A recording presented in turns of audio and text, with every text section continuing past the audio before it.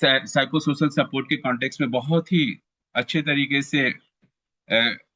Ma'am ने discuss किया। और साइको सोशल सपोर्ट और मेंटल हेल्थ के कॉन्टेक्स्ट में भी अगर देखा जाए तो साइबर सेफ्टी और मेंटल हेल्थ हमारे नेशनल एजुकेशन पॉलिसी 2022 के जीरो के कॉन्टेक्स्ट में ये हमारे कैरिकुलम में आ चुका है, और ये अभी ऑनगोइंग प्रोसेसेस है, जिसमें कि UNICEF one of the key partner government of India के साथ होकर साइबर सेफ्टी और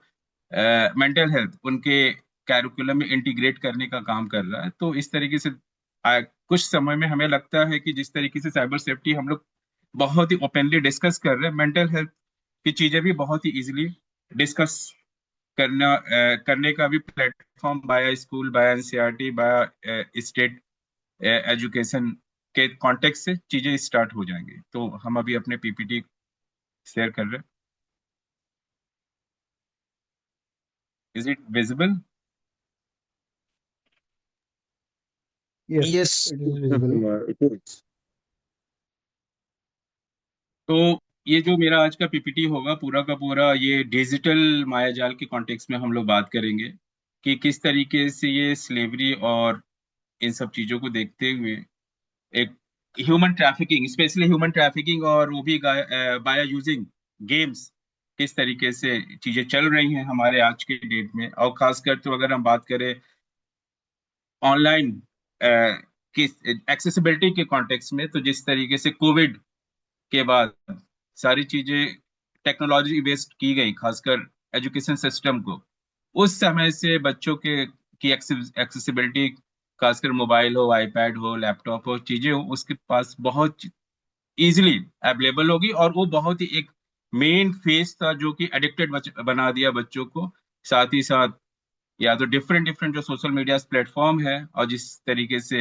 एक्सेस मिला बच्चों को, तो वो बहुत ही ज्यादा एक्सपोजर हुए उस समय। अगर हम डेटा की बात करें, जैसा कि हम लोगों ने पहले भी डेटा बात किया कि कितना ये गंभीर समस्या है आज के डेट में, तो अगर हम देख सकते हैं कि जिस तरीके से कंबोडिया, म्यांमार, थाईलैंड, वहां पर खासकर साउथ ईस्ट एशिया की जो कंट्रीज है, जहां पर आज के डेट में भी 29,000 के आसपास भारतीय लापता हैं, जो कि वहां पर अभी जैसा कि स्वप्निल सर ने भी बोला कि वहां पर एजुकेशन और जॉब के कॉन्टेक्स्ट में जो फेक जॉब ऑफर्स आते हैं, और उस कॉन्टेक्स्ट में गया और वहां पर बिल्कुल डिजिटल स्लेवरी के कॉन्टेक्स्ट में उन्हें बैठा दिया जाता है। यहाँ तो उन्हें ऑफर कुछ एक इस तरीके से प्लेटफॉर्म पे दिया जाता है कि लगता है कि उन्हें एक अच्छी नौकरी दूसरे देश में उन्हें मिल रही है, लेकिन वहां पर जाने के बाद हकीकत कुछ और हो जाता है। पूरा का पूरा टेक्नोलॉजी बेस्ड उन्हें स्लेवरी के कॉन्टेक्स्ट में उन्हें रख दिया जाता है कि टारगेट बेस्ड किस तरीके से उन्हें क्या क्या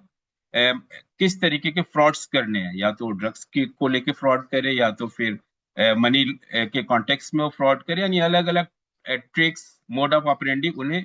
डेवलप भी करना, उन्हें एग्जीक्यूट भी करना। तो हम आंकड़ा देख सकते हैं इधर जनवरी से अप्रैल तक का जो अगर हम डाटा देखें तो 120 करोड़ के कॉन्टेक्स्ट में इतने बड़े पैसे लोग ने गंवाए, वो भी किस तरीके से। तो जो डिजिटल अरेस्ट एक नया कॉन्टेक्स्ट, एक नया ऑपरेंडी चला हुआ है, किस तरीके से डिजिटल अरेस्ट करने के बाद लोगों को कि आपके अकाउंट में यहाँ से पैसा आया हुआ है, या तो कुछ टेररिज्म का पैसा है, या कुछ ड्रग्स के कुछ पैसे हैं, इस तरीके से कुछ उनको डराकर उन्हें डिजिटल अरेस्ट किया जाता है, और इस तरीके से वो लोग अपना पैसा भी गंवाते हैं। म्यूल खाते जो आज के बहुत चैलेंज है सबसे बड़ा, कि आखिर ये पैसे का मूवमेंट कैसे होता है। तो जो म्यूल अकाउंट, म्यूल हम जैसे जानते हैं हिंदी में अगर हम कहें तो खच्चर, जो कि हम भाड़े पे लेते हैं, इस तरीके के बहुत सारे ऐसे अकाउंट्स हैं आज के डेट में, जो कि पूरा का पूरा बैकबोन की तरह काम करता है ये साइबर अपराधों की कॉन्टेक्स्ट में। और अगर हम देखें कि किस तरीके से कितना बड़ा बिलियन में इस तरह से ये बिजनेस आज की डेट में जो साइबर क्रिमिनल्स हैं इसको ऑपरेट कर रहे हैं। साइबर दास्ता क्या है, जैसा कि अभी हमने रिसेंटली बताया कि इसमें युवा और शिक्षित बेरोजगारों को टारगेट करते हैं। और टारगेट करते भी कैसे हैं, तो बस स्टॉकिंग के थ्रू उनके सोशल मीडिया प्लेटफॉर्म पे उनके आईडीज को, उनके डिफरेंट डिफरेंट जो प्लेटफॉर्म पे अवेलेबल है, वो किस तरीके के सर्च करें। जैसे स्वप्निल सर ने बोला कि अगर आप कोई एक पर्टिकुलर प्रोडक्ट भी सर्च करते हैं, तो बहुत सारे उससे जुड़े हुए वीडियोस आपको यूट्यूब पे, फेसबुक पे पॉपअप में आपको दिखने लगते हैं। तो जितना हम इंटरनेट को सर्च कर रहे हैं, उतना ही वो हमें सर्च करना स्टार्ट कर देता है। तो साइबर दास्ता के कॉन्टेक्स्ट में पढ़े लिखे युवा बेरोजगारों को एक नौकरी देने के बहाने दूसरे देशों में उन्हें एक ऐसी जगहों पे उन्हें बंद कर दिया जाता है कि टेक्नोलॉजी के माध्यम से और लोगों को वो टारगेट बेस्ड किस लोगों को ठगने का काम कर सके। डिजिटल अरेस्ट बहुत ही कॉमन है आज की डेट में। अभी जैसा रिसेंट हमने बताया कि अपने आप को सीबीआई या पुलिस करके आपको वीडियो कॉल करेगा और आपको अलग अलग तरीके से आपको डराने का कोशिश करेगा। और फर्जी शादियां, फेक मैरिजेस बहुत ही कॉमन है। सोशल मीडिया के थ्रू लव ट्रायंगल्स वगैरह इस तरीके से डेवलप कर कर ये भी एक तरह से पूरा का पूरा डिजिटल बाया डिजिटल लोगों को ट्रैफिकिंग और मॉडर्न सिलेवरी में ढकेलने का काम किया जा रहा है। तो इसमें शिकार का जाल अगर हम कहें तो सोशल मीडिया कैसे हब बन रहा है, तो हंटिंग जैसा हमने बोला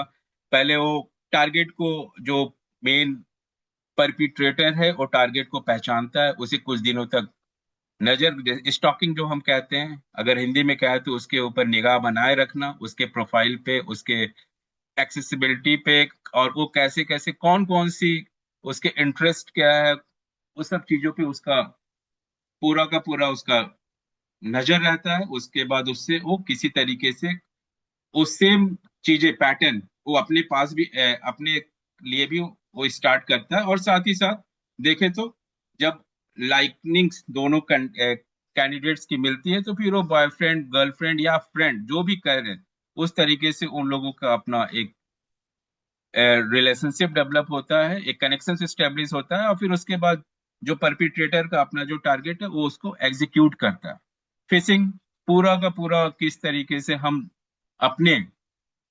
टारगेट को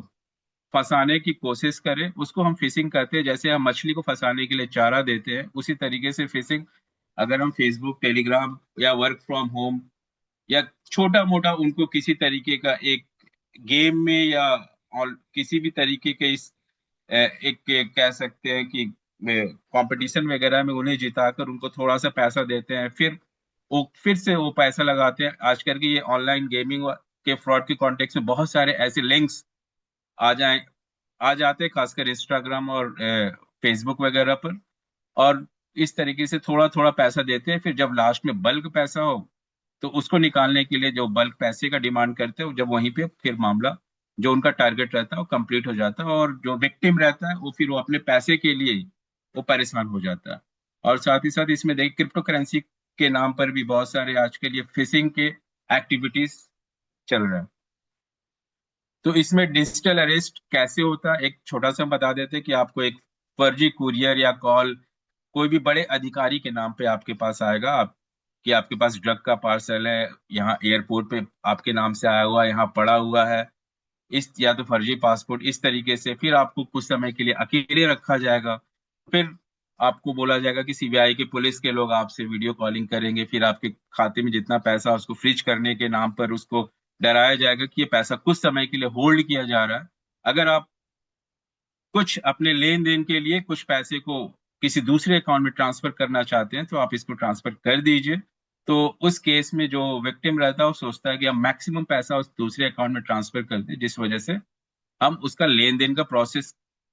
करते रहे। तो वो जो दो फेक अकाउंट नंबर जो देगा वही म्यूल अकाउंट देगा जो परपिट्रेटर जो अपने आप को सीबीआई या कोई बड़ा अधिकारी बनकर जो आपको कॉल कर रहा है,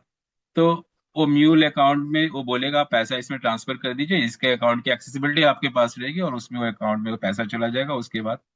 सारा का सारा खेल खत्म। फिर वो पैसा कभी आपके पास आने वाला नहीं है। फिर उसके बाद आपको डिफरेंट डिफरेंट प्रोसेसेस करने होंगे उस पर्टिकुलर अपने पैसे को लेने के लिए। फर्जी शादियां हमने जैसे बोला सोशल मीडिया के थ्रू, फेसबुक व्हाट्सएप बहुत सारे ऐसे सोशल मीडिया एप्लीकेशंस है। फर्जी पहचान उसमें लोग बनाकर, और खासकर तो जो इसमें मेंटल हेल्थ का जो एक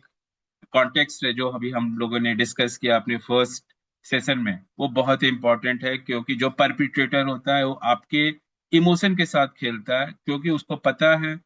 वो अपना वो सारा आपके कॉन्टेक्स्ट में होमवर्क करके बैठा हुआ है, आपके सोशल मीडिया से सारे आपके इंफॉर्मेशन लेकर बैठा है कि इस केस में ये जो बच्चा है जो ये गेम खेल रहा है या ये इस तरीके की वो फ्रेंडशिप ढूंढ रहा है या किस तरीके के वो पोस्ट कर रहा है, तो वो आपके मेंटल साइकोलॉजी का पूरा होमवर्क करके बैठा है। तो उसका क्या फाइनल क्या उसका जो टारगेट है वो अल्टीमेटली आपके मेंटल साइकोलॉजी को पढ़ते हुए वो अपना सारा टारगेट सेट करता है। ट्रांसनेशनल साइबर दास्ता, जो मॉडर्न स्लेवरी की हम बात करें, क्योंकि कहीं ना कहीं ये पूरा का पूरा ट्रैफिकिंग और मॉडर्न स्लेवरी इंटरकनेक्टेड है।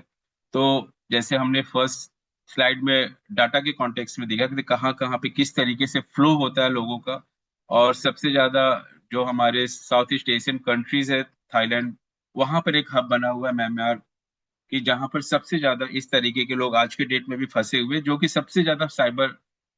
मनी मनी फ्रॉड के कॉन्टेक्स्ट में उन्हें डिप्लॉय किया जाता है, उन्हें फोर्सफुली काम भी कराया जाता है और टारगेट बेस उन्हें उनसे काम कराते हैं। तो कहीं ने, क्योंकि ये भी one of the mode of trafficking होगा, इसमें ट्रैफिकिंग होते हैं मैक्सिमम पढ़े लिखे, जो जस्ट एडल्ट 24, 25, 26, 27 इस तरीके के लोग जो रहते हैं वो सबसे ज्यादा इसमें फंसते हैं। क्योंकि अगर उन्हें अच्छी एक डिग्री लेने के बाद एक अच्छी अपॉर्चुनिटी उन्हें नहीं मिलती है, तो कहीं ना कहीं इन सब चीजों का फायदा जो परपिट्रेटर होता है, जो ट्रैफिकर होता है, उनके कैपेबिलिटी को वो यूज करने के लिए उन्हें गलत तरीके से जॉब का ऑफर देकर उन्हें ट्रैप करने की कोशिश करता है। तो बिल्कुल ये पूरा का पूरा ये संगठित अपराध है। पूरा सिंडिकेट, एक बहुत बड़ी सिंडिकेट इसमें काम करती है। और जो वहां पर लोग रहते हैं शिफ्ट वाइज, और बहुत ही टारगेट बेस्ड, बहुत ही ऑर्गेनाइज वे में उनसे काम कराया जाता है और फोर्सफुली काम कराया जाता है। क्योंकि अगर वो काम करेंगे नहीं तो वहां पर उनका जीना मुश्किल हो जाता है, और बहुत सारे केसेस में तो उन्हें जान से भी मार दिया जाता है, जहाँ थर्ड डिग्री वगैरह टॉर्चर, इस तरीके का कई कई दिनों तक भूखे रहना, बेसमेंट में बंद करके रखे रहना, इस तरीके की चीजें उनके साथ की जाती है। और उनके पासपोर्ट छीन लिए जाते हैं, इस तरीके का उनके साथ उन पे दबाव बनाकर इस तरीके के काम कराए जाते हैं। तो अगर भारत की बात करें तो किस तरीके से सिम कार्ड के कॉन्टेक्स्ट में ये दिया गया है एक डाटा, कि कितने सारे SIM card south east Asia में रोमिंग के कॉन्टेक्स्ट में मिले, और तस्कर उस सिम को कैसे यूज करता है। क्योंकि फोन ही एक ऐसा माध्यम है कि हम सबसे पहले किसी के फोन के अंदर में घुसकर उसकी सारी जानकारी लेने की कोशिश परपिट्रेटर करता है। तो ये कैसे विक्टिमाइजेशन फ्रेमवर्क क्या है, अगर हम देखें तो आर्थिक शोषण, नौकरी के नाम पर प्लेसमेंट एजेंसियों द्वारा भारी फीस वसूलना और कर्ज के जाल में फंसाना, मानव तस्करी हो गया, जबरन अपराध, उन्हें फोर्सफुली किसी न किसी पर्टिकुलर उन्हें अलग अलग क्राइम्स के लिए उन्हें मजबूर करना, और किसी न किसी तरीके से देखा जाए तो बहुत सारे ऐसे सिंडिकेट हैं, एक ऑर्गेनाइजेशन जो काम कर रही है। तो ये अलग अलग लेबल है, लेबल ऑफ विक्टिमाइजेशन। पीड़ित से अपराधों बन एक पीड़ित से अपराधी, अगर पूरा का पूरा ये जो हम स्लाइड देख रहे हैं वो हमारा वही उन विक्टिम्स के कॉन्टेक्स्ट में हम लोग डिस्कस कर रहे हैं कि किस उन्हें फोर्सफुली कैसे मॉडर्न स्लेवरी बाया साइबर, उन्हें किस तरीके से ढकेलकर साइबर क्राइम कराने के लिए उन्हें पुश किया जाता है। तो ये सारा स्लाइड अभी उन्हीं के कॉन्टेक्स्ट में था कि पहले तो विक्टिम थे, लेकिन उनके ऊपर दबाव बनाया गया, वो ऑपरेटर बने, फिर वो कहीं ना कहीं बाद में जाकर वो फिर एक परपिट्रेटर की भूमिका में आ जाते हैं।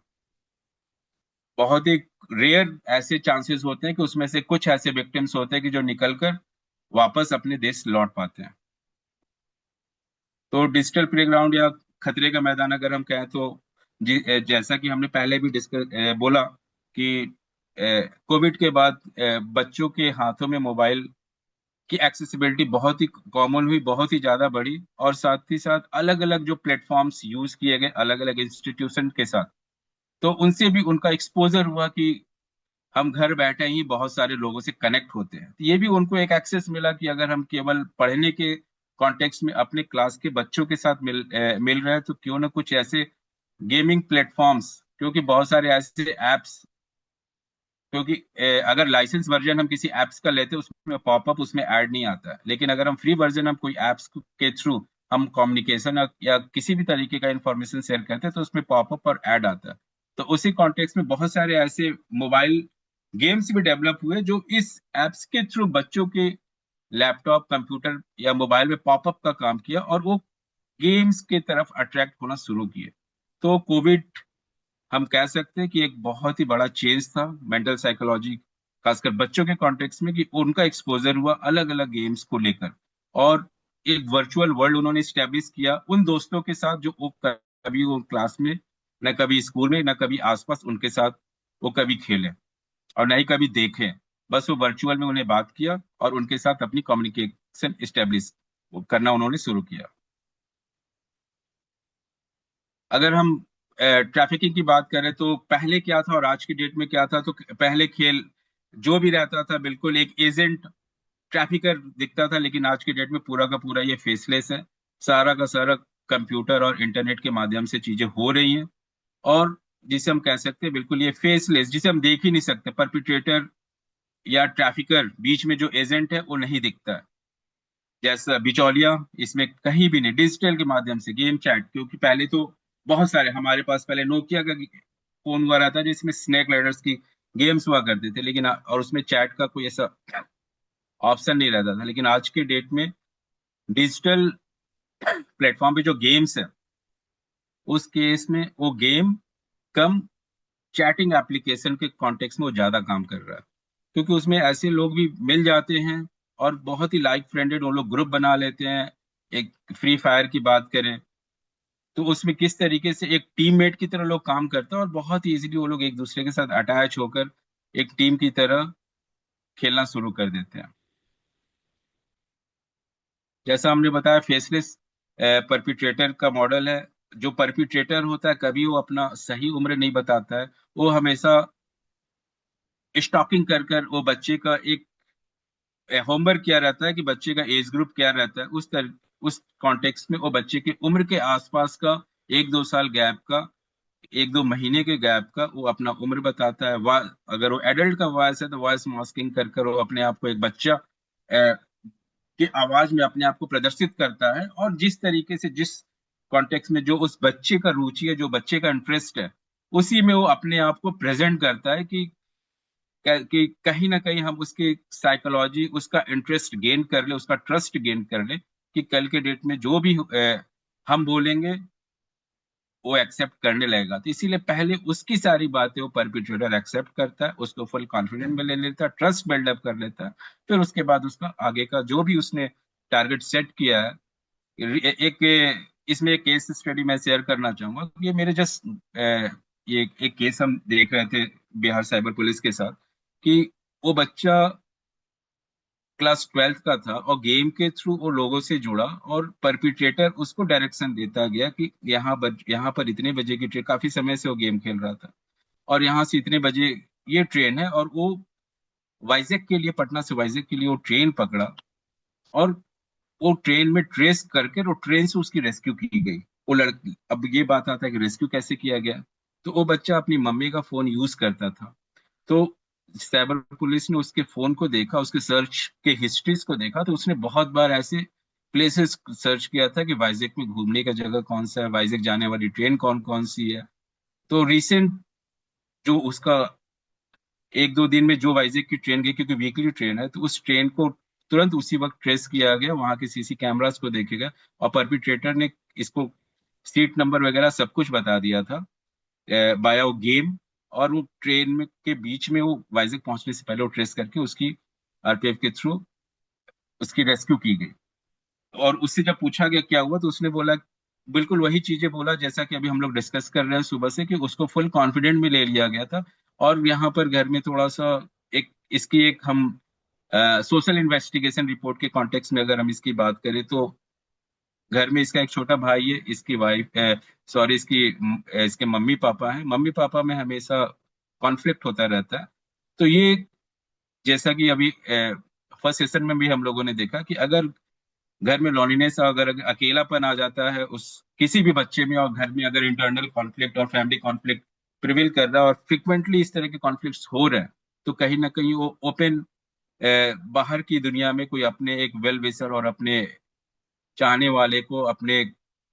नजदीक के आने के कॉन्टेक्स्ट में, कि कोई एक हो जो मेरा सुन सके, हम उससे बात कर सके, उस सब वो अट्रैक्ट होने लगा। तो इस तरीके के कॉन्टेक्स्ट में वो वहां पे किसी के कॉन्टेक्स्ट में आया। तो बिना पूरा डिटेल लिए वो वाईजैक के लिए मूव कर गया। तो इस तरीके से कह सकते हैं पूरा का पूरा फेसलेस वहाँ परपिट्रेटर कहीं भी आइडेंटिफाई नहीं हो पाया। लेकिन फर्दर अभी इन्वेस्टिगेशन उस गेम के थ्रू चल रही है उस परपिट्रेटर को ट्रेस करने के लिए कि आखिर वो था कौन और कहाँ से किस तरीके से और कितने सारे इस तरह के केसेस हो किया। खतरे की चिड़ी जैसे रोब्लॉक के बारे में भी मैम ने बताया, फोर्टनाइट, इस तरीके जो फ्री फायर, जो इस तरीके इस जो गेम्स हैं जो खेलने के साथ साथ चैटिंग का भी प्लेटफॉर्म प्रोवाइड कराते हैं बच्चों को। और एक इस कह सकते हैं कि एक इस तरीके का इकोसिस्टम सेट हो जाता है बच्चे के दिमाग में कि हम खेल कहाँ रहे हैं, वो तो मेरे साथ बात कर रहा है और हम भी उसके साथ खेल रहे हैं। क्योंकि पहले अगर हम देख सकते हैं, अगर हमारे पास मल्टीमीडिया फोन नहीं था तो केवल हम बात करते थे। लेकिन जब एक फेज आया कि नहीं, अब हम बात करने के साथ उन्हें देख भी सकते हैं और डायरेक्ट वीडियो कॉन्फ्रेंसिंग के साथ हम देख भी सकते हैं कि अगला कौन आगे, अगले साइड कौन हमसे बात कर रहा है जो आज हम लोग कर रहे हैं। तो वही गेम ने भी टेक्नोलॉजी बेस्ड इतनी सारी इम्प्रूव अपग्रेडेशन किए अपने अपने एप्लीकेशन और सॉफ्टवेयर में कि वो गेम खेलने खेलने के साथ आप अपने आप को फील कर सकते हैं कि अगला बंदा मेरे बगल में बैठा है और वो खेल रहा है और हमसे बात कर रहा है और चीजें बिल्कुल स्मूथली हो रही है कि हम वो एक टीममेट है और अगला जो भी है दो दो चार जो उधर के प्लेयर है वो दूसरे टीममेट है। सॉरी। ये एक हमने एक छोटा सा बताया, एक प्रीव्यू बनाने की कोशिश की कि किस तरीके से एक बच्चा अपने आप को अपने सोसाइटी से अलग कर लेता है। तो 14 वर्ष से कम बच्चे के जो भी है जैसा कि फर्स्ट सेशन में हमने बोला कि जो उनका मेंटल एबिलिटी रहता है, जो उनकी सुनने और समझने की जो दक्षता होती है, जो एबिलिटी रहती है, वो भी बहुत ही मैटर करता है। तो इसमें सोसाइटी का और खासकर फैमिली का बहुत ही मेजर रोल रहता है उनके अपने साथ अपने उनके अपने आप को इंटीग्रेट करने के लिए।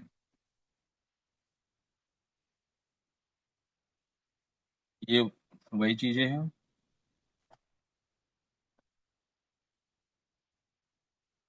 गेम खेलते समय अत्यधिक रहस्यमय व्यवहार, अगर बच्चा किसी तरीके का लग रहा है कि नहीं इसका जो एटीट्यूड है, बिहेवियर है, चेंज हो रहा है कोई भी गेम्स में, जैसा कि हम लोगों ने डिस्कस किया कि पहले कॉन्टेक्स्ट में इक्वाइन देना, गिफ्ट्स देना, ये सारे उसके मोड ऑफ ऑपरेंडिस है परपिट्रेटर और ट्रैफिकर्स का, कि कैसे हम बच्चे को अपने कॉन्फिडेंट मिले। क्या है, अगर करे हैंडसेट, अब मोबाइल हैंडसेट के कॉन्टेक्स्ट में बहुत सारे ऐसे सेटिंग्स रहते हैं कि जिसको हम लोग इनेबल कर कर हम बच्चे के मूवमेंट के कॉन्टेक्स्ट में हम उसे ट्रैक कर सकते हैं। क्योंकि देखिए, अगर जिस तरीके से टेक्नोलॉजी बढ़ रही है, जिस तरीके से एक्सेसिबिलिटी बच्चों का टेक्नोलॉजी के लिए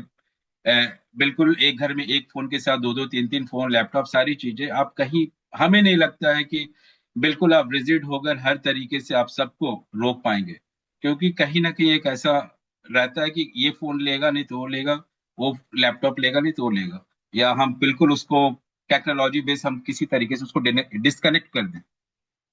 अगर हम डिस्कनेक्ट करते भी है तो कहीं ना कहीं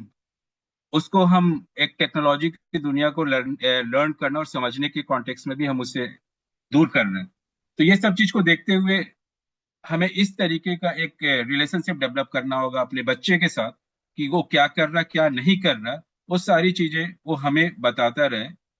तो इसके कॉन्टेक्स्ट में कुछ स्लाइड से हम अभी आगे आगे आप लोगों को डिस्कस करेंगे। तो प्रिवेंशन, प्रोटेक्शन, प्रोसिक्यूशन, पार्टनरशिप, तो ये तो एक बड़ा फोर पीस हो गया जिस कॉन्टेक्स्ट में बहुत सारे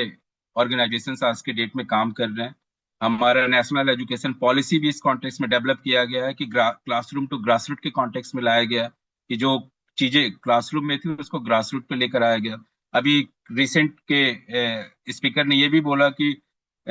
इंडिया में वो कॉन्टेक्स्ट नहीं है कि हमें सोसाइटी के साथ कुछ अपने काम करके इंटीग्रेट करके हमें कुछ उसके नंबर्स वगैरह लेने चाहिए। लेकिन नहीं, ऐसी चीजें हैं आज के डेट में कि सेकंड सेमेस्टर, फोर्थ सेमेस्टर में बच्चों को पुश किया जाता है कि आप सोशल कोई भी सोसाइटी के साथ आप जाकर काम करिए और और ग्रासरूट पे जाकर काम करके सोशल इश्यूज पे 6 महीने 3 महीने का इंटर्नशिप कर कर आइए, तो फिर हम फर्दर हम आगे, चाहे वो बीटेक का लड़का हो या किसी का भी लड़का, किसी भी क्लास का लड़का हो, वो सारी चीजें आज की डेट में हमारे एजुकेशन में इंटीग्रेट की जा रही है। होप सो आने वाले समय में बहुत सारी ऐसी चीजें होंगी कि जो हमें लगेगा कि नहीं, चीजें बदल गई हैं।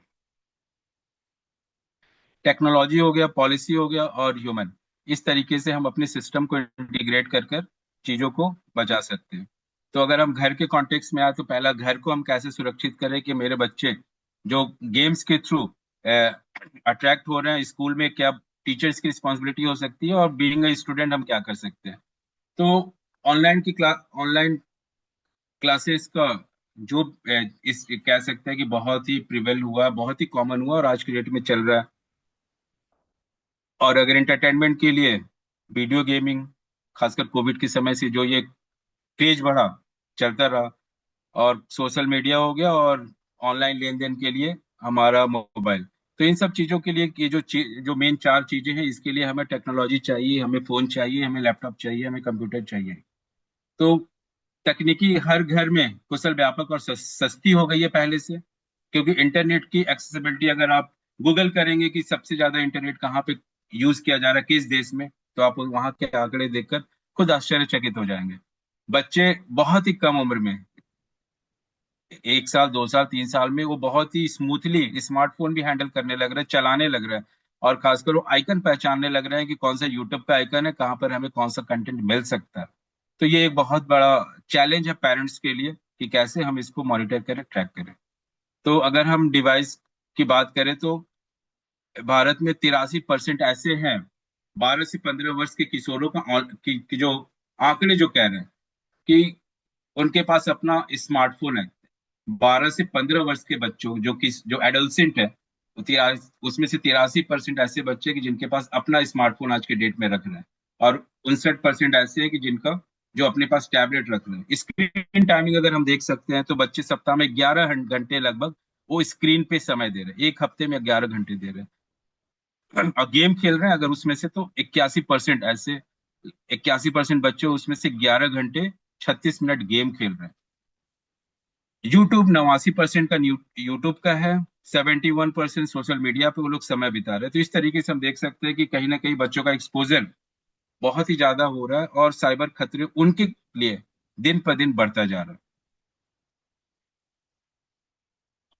डिजिटल इसके लिए हमें डिजिटल रेजिलियंस का इकोसिस्टम अपने घर में क्रिएट करना होगा।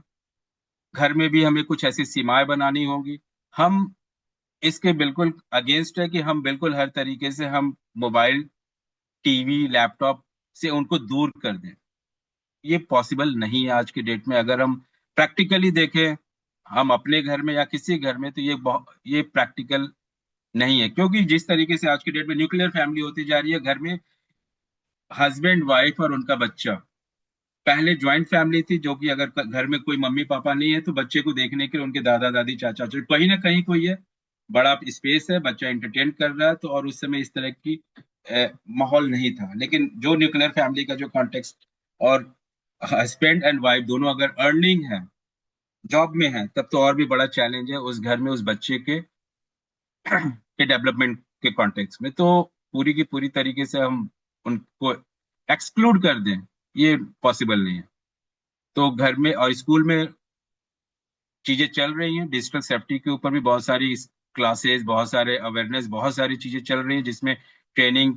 सारी चीजें हैं। एनसीईआरटी ने भी बहुत अच्छे अच्छे गाइडलाइंस जनरेट किए हुए हैं, जो मेरे पास है, हम फर्दर हम भेज देंगे। आप लोग अपने नेटवर्क में उसे सर्कुलेट कर सकते हैं। उसमें स्टूडेंट्स के लिए भी गाइडलाइन दिया गया, पेरेंट्स के लिए भी दिया गया, और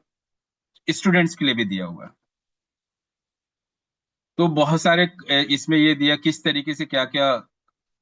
किन तरीके से परपिट्रेटर लोगों को टारगेट करता है, या तो वायरस या मालवेयर की तरह, हैकिंग के थ्रू, फिशिंग, स्पैम ईमेल भेजकर, जो स्पैम ईमेल के थ्रू जो फ्रॉड जॉब के कॉन्टेक्स्ट आते हैं, डेटा और पासवर्ड की चोरी, साइबर बुलिंग हम लोगों ने डिस्कस किया, फेक प्रोफाइल क्रिएट कर कर, ग्रूमिंग कर कर, अफवाहें, और बहुत सारे टेक्निक्स हैं जो जिनके थ्रू वो जो भी बच्चे हैं, एडोलसेंट है, उन्हें वो लोग टारगेट करते हैं, डराने के लिए, धमकाने के लिए, उन्हें फोर्स करते हैं आगे के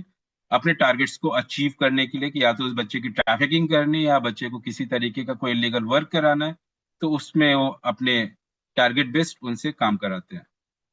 तो अगर हम, जैसा कि आपने अभी रिसेंट बोला कि आज के बच्चे जो भी पैदा हुए हैं डिजिटल की दुनिया में पैदा हुए, वो जब भी पैदा होते ही अपने पेरेंट्स के अपने घर में अलग अलग तरह के गैजेट्स देखे हैं, और उन गैजेट्स में अलग अलग तरह के वीडियोस देखे हैं, तो कहीं ना कहीं वो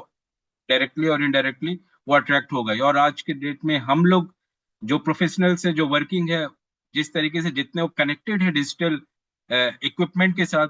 उनसे हम लोग दूर नहीं रह सकते, नहीं तो फिर हमारा काम नहीं होगा। तो हम लोग अगर उसके साथ इंटरटेन कर रहे हैं, तो कहीं ना कहीं बच्चा वो हमारी एक्टिविटीज देख रहा है। तो जैसा कि एक प्रश्न भी आया था कि जब आप फोन और टीवी पे इतना टाइम दे रहे हैं, तो फिर हम क्यों नहीं? तो ये एक बहुत बड़ा चैलेंज है।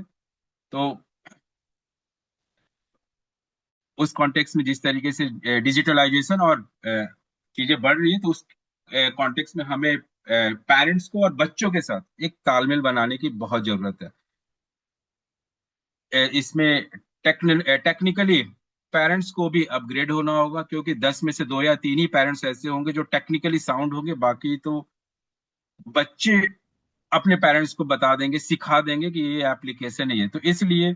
पेरेंट्स को बहुत ही ज्यादा अपने आप को ग्रूम होना होगा कि कौन कौन से अलग अलग डिफरेंट डिफरेंट एप्लीकेशन है जो उनके फोन में होनी चाहिए, और जो उनके बच्चे को एक्सेस होना चाहिए, और किस कंडीशन में एक्सेस होना चाहिए।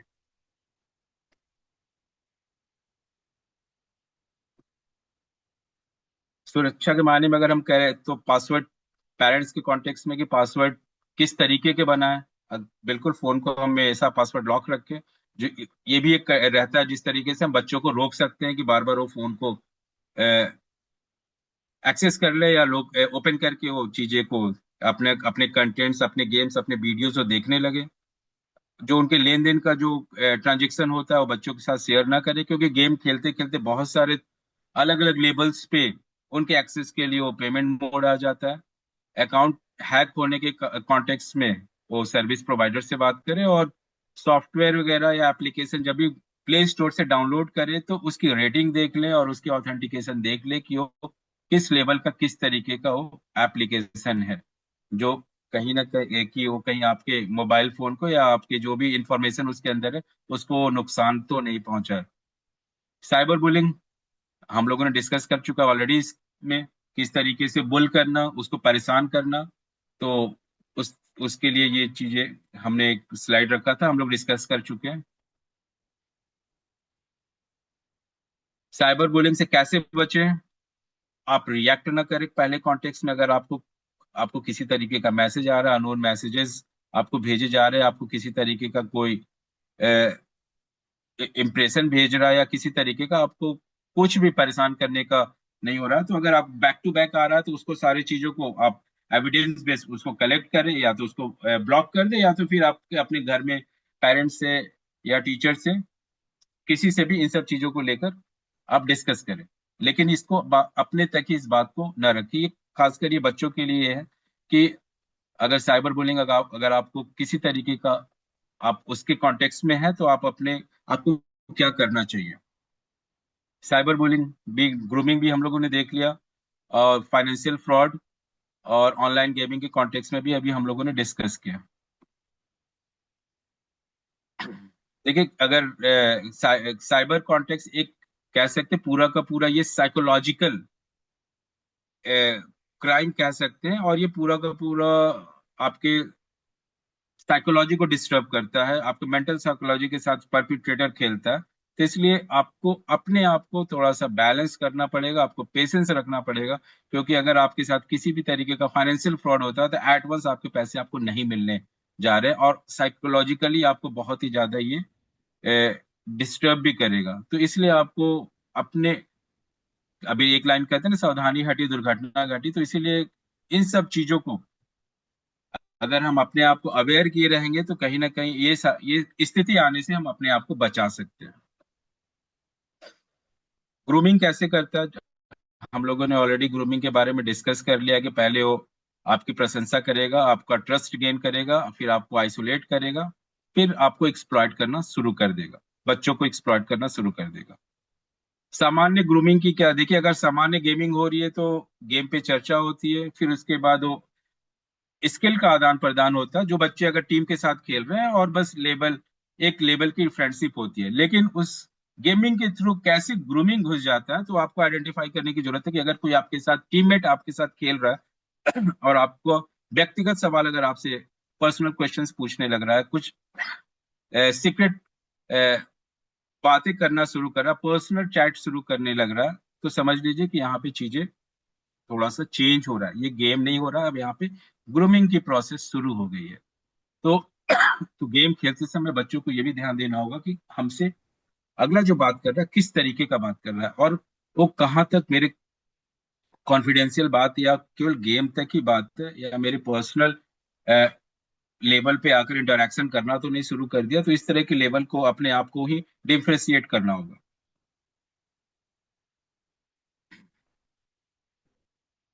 माता पिता का क्या रोल हो सकता है,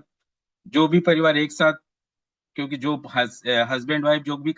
देखते हैं, मोबाइल यूज करते हैं, लैपटॉप यूज करते हैं, वो बच्चा देखता है, तो पूरा का पूरा एक बच्चे के लिए उनके पेरेंट्स ही रोल मॉडल होते हैं। तो इसलिए अपने लिए भी एक पैटर्न, एक सिस्टम डेवलप करना होगा घर में कि स्क्रीन टाइमिंग क्या रखना है, किस समय मोबाइल यूज करना है। बच्चे के साथ अगर हम खेल रहे हैं, बच्चे के साथ थोड़ा सा समय दे रहे हैं, तो उस समय अगर फोन आए तो हमें क्या करना है, खाना खा रहे हैं तो हमें क्या करना है। तो इस तरीके का एक सिस्टम डेवलप, एक कल्चर डेवलप करने की जरूरत है घर में। अगर हम घर में भी रखे हैं तो अगर दोनों लोगों के फोन लॉक्स हैं और दोनों लोगों के पासवर्ड, हस्बैंड वाइफ के पासवर्ड एक दूसरे को नहीं पता, तो बच्चा भी सोचेगा कि कल के डेट में मेरे पास भी गैजेट आएगा तो हम भी उसको लॉक करके हम किसी को, पेरेंट्स किसी में से दोनों को पासवर्ड नहीं बताएंगे।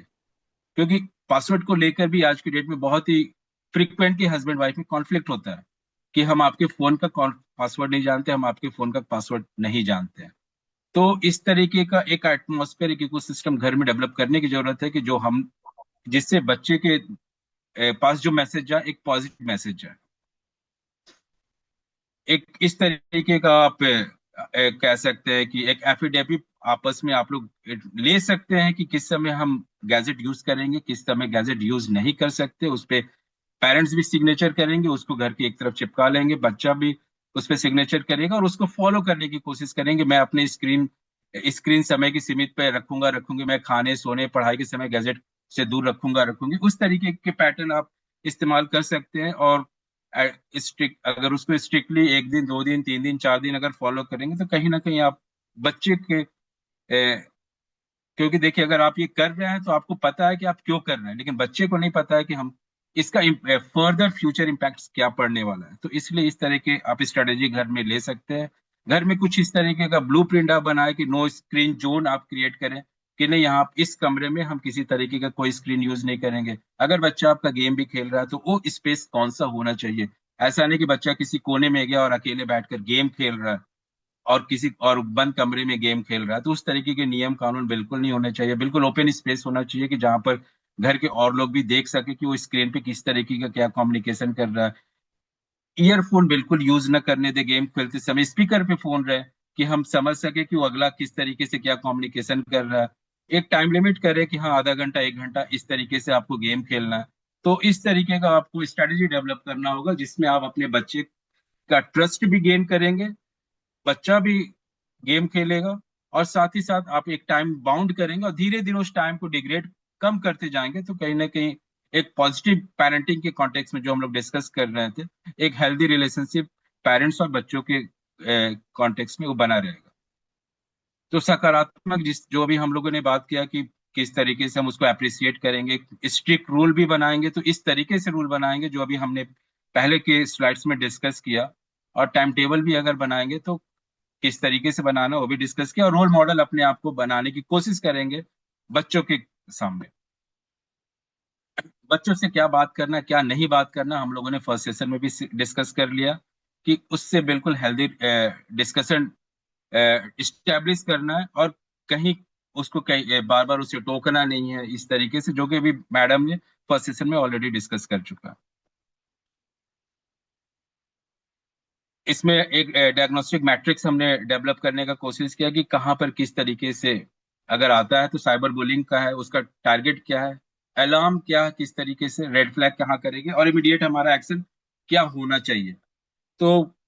अभी साइबर बुलिंग के कॉन्टेक्स्ट में हमें बिल्कुल प्रतिक्रिया नहीं देना चाहिए, उसका हमें स्क्रीनशॉट लेकर हमें फर्दर ऑफिसर्स को अप्रोच करना चाहिए। साइबर ग्रूमिंग में भी चैट बंद करना चाहिए, बच्चे को डांटना नहीं चाहिए, बच्चे को कॉन्फिडेंट लेके बाकी सारी चीजों को जानने का प्रयास करना चाहिए। लेकिन ये सारा प्रोसेस तब आएगा अगर हम पहले का प्रोसेस, जो एक इकोसिस्टम डेवलप करने की बात कर रहे हैं घर में, अगर हम नहीं फॉलो करते, अगर हम वो सारी चीजें फॉलो कर लेते हैं, तो कहीं ना कहीं ये डायग्नोस्टिक मैट्रिक्स हमारे लिए जरूरत नहीं पड़ेगी, क्योंकि अल्टीमेटली बच्चा आपसे सारा कुछ डिस्कस करना शुरू कर देगा। क्योंकि आज का जो जनरेशन है और आज की जो समय जो चल रहा है, बच्चे बहुत सारी चीजों अपने तक ही सीमित किए रहते हैं, और वो अपने पीयर्स ग्रुप ढूंढते हैं कि जहां पर हम वो सारी चीजें डिस्कस करें। तो वो एक इकोसिस्टम बनाने की जरूरत है, टेक्नो फ्रेंडली, जो कि अभी हम लोगों ने डिस्कस किया किस तरीके से टेक्नोलॉजी और इमोशन को कनेक्ट करना होगा, और किस तरीके से हमें अपने बच्चों से, अपने खासकर हस्बैंड एंड वाइफ को आपस में डिस्कस करना होगा। अपने नेटवर्क एंड डिवाइस की सुरक्षा, अगर आपके पास राउटर है, डिवाइसेस है, किसी भी तरीके का पासवर्ड है, तो उसको बहुत ही स्मार्टली आपको अपने स्मार्टफोन के साथ इंटीग्रेट करना होगा। उससे आप एक्सेस कर सकते हैं कि आपने कितने सारे, इस पर्टिकुलर राउटर से कितने फोन्स लॉग इन है, कितने other applications, other computers, other smart TVs log in है, और कहाँ कितने देर तक वो लॉग इन है। तो अपने एक उस पर्टिकुलर राउटर को कनेक्ट करके अपने स्मार्टफोन से, तो स्मार्टली आप उस चीज को भी ट्रैक कर सकते हैं। और पेरेंटल कंट्रोल के कॉन्टेक्स्ट में आप बहुत सारे ऐसे सॉफ्टवेयर को, एडल्ट कंटेंट्स को भी ब्लॉक कर सकते हैं कि बच्चा वहां तक की अपनी कनेक्टिविटी अपनी इस्टेब्लिश न कर सके। तो जो भी राउटर प्रोवाइड कराता है कोई आप आसपास, तो उससे ये सारी चीजें आप उससे रिक्वेस्ट कर सकते हैं कि ये सारा कुछ हमें चाहिए, इस तरीके का इकोसिस्टम हमें डेवलप करना है, इसलिए हम इस तरीके का इंटरनेट कनेक्टिविटी हम इस्टेब्लिश कर रहे हैं। तो ये चीजें हों, ये चीजें ना हो।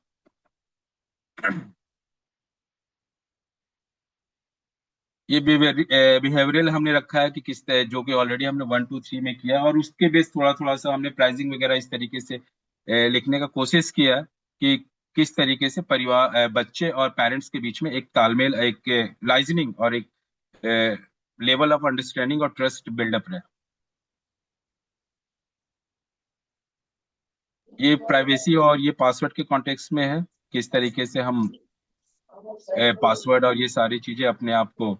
प्रोटेक्ट करने के लिए हमें क्या करना चाहिए, और पासवर्ड और वाईफाई इंटरनेट के कॉन्टेक्स्ट में और ईमेल, इस सब चीजों में हमें क्या नहीं करना चाहिए। ये लॉ के कॉन्टेक्स्ट में जो आईटी एक्ट हमारा क्या कहता है, बहुत ही लिमिटेड लॉ एक्ट है, जो कि अभी इसके बाद के सेशन जो हमारे एडवोकेट साहब है वो कुछ बेहतर इस पे डिस्कस करेंगे। शिक्षकों के लिए पहले ये हमारा कॉन्टेक्स्ट था कि हम पुराने वेबसाइट को, ऐसे जो अडल्ट कंटेंट है, ब्लॉक कर देते हैं। लेकिन आज के डेट में हम अपने आप को,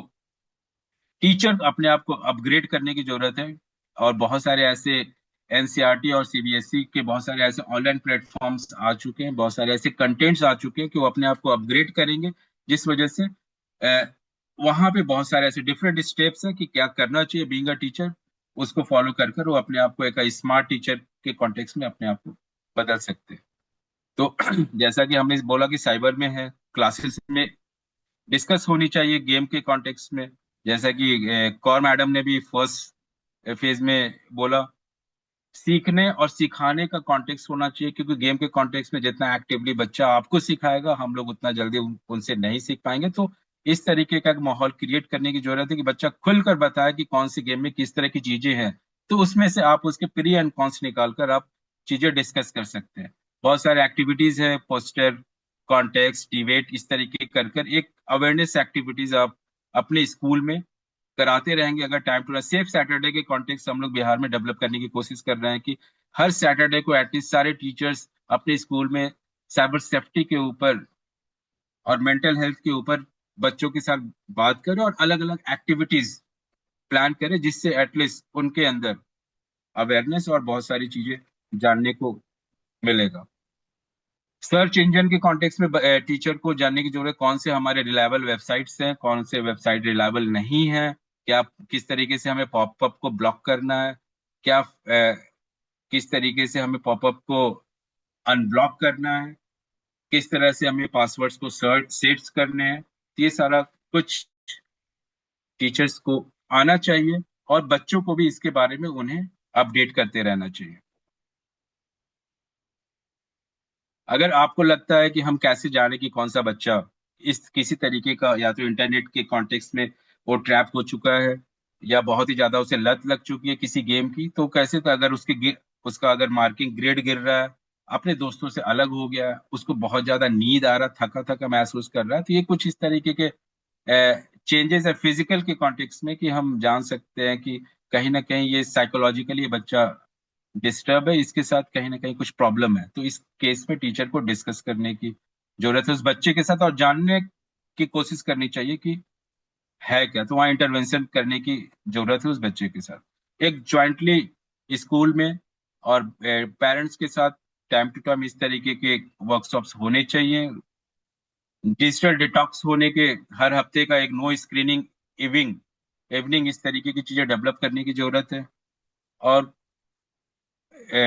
म्यूचुअल अंडरस्टैंडिंग कैसे टीचर और स्कूल, पेरेंट्स और स्कूल के बीच में एक ब्रिज इस्टेब्लिश किया जा सके, क्योंकि अल्टीमेटली हम बात स्टूडेंट्स की कर रहे हैं, बच्चों की कर रहे हैं, तो कहीं ना कहीं स्कूल और घर दोनों की जिम्मेदारी बनती है कि हम लोग कैसे एक कॉमन प्लेटफॉर्म पे आकर हम चीजों को सेट करें कि जिससे जो भी हो बच्चे के लिए बेहतर हो। तो जो कि हम डिस्कस कर रहे थे, एमएचआरडी एनसीईआरटी ने भी बहुत सारी ई कंटेंट्स हिंदी में इंग्लिश में अलग अलग लैंग्वेज में जनरेट किए हुए हैं। बहुत सारे एप्लीकेशन है, ई पाठशाला कर कर लर्निंग एप्लीकेशन भी शुरू किया गया कि उसमें बता सके कि हम कैसे अपने आप को एक डेवलप कर सकते हैं, इंटीग्रेट कर सकते हैं और अपग्रेड कर सकते हैं टेक्नोलॉजी के कॉन्टेक्स्ट में। ये कुछ हेल्पलाइन नंबर्स हैं जो कि ऑलरेडी साइबर क्राइम के लिए कौन कौन से हम नंबर्स पे बात कर सकते हैं, तुरंत हेल्पलाइन, और इससे कुछ और ज्यादा इसमें हेल्पलाइन के कॉन्टेक्स्ट में एडवोकेट साहब जो हैं वो आपको बेहतर बता सकते हैं। तो 1930112109 चाइल्ड हेल्पलाइन और ये वेबसाइट है। तो इस तरह की चीजें हैं तो जहां पर हम कर सकते हैं। तो खतरे हैं ये पासवर्ड के कॉन्टेक्स्ट में कि अपना पासवर्ड सुरक्षित रखें, और कहीं भी कुछ भी है तो आप तुरंत कहाँ पे किस नंबर पे हमें संपर्क करना चाहिए, वो सारी चीजें। तो ये सारी चीजें अभी हम लोग ने देख चुका है। Thank you. ये एक मेरा छोटा सा प्रेजेंटेशन था इस कॉन्टेक्स्ट में। अगर अभी भी किसी को लगता है कि किसी तरीके का कोई क्वेश्चन है तो बिल्कुल आप हमसे पूछ सकते हैं।